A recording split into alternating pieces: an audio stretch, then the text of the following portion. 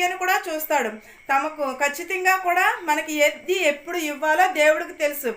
తెలియకపోతే మాత్రం ఈ లోకంలో మనము మన ప్రవర్తనను దేవుడే జాగ్రత్తగా చూస్తాడు.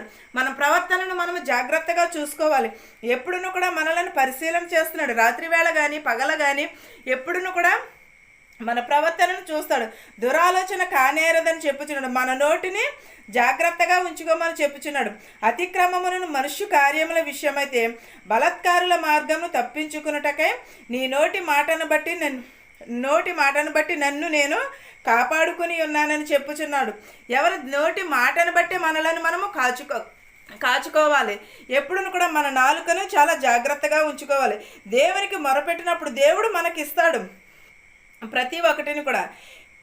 నీ మార్గంలో యందు నా నడకలను స్థిరపరుచుకుని ఉన్నాను. నా నాలుక జారలేదు. నేను నీకు మొరపెట్టుకుని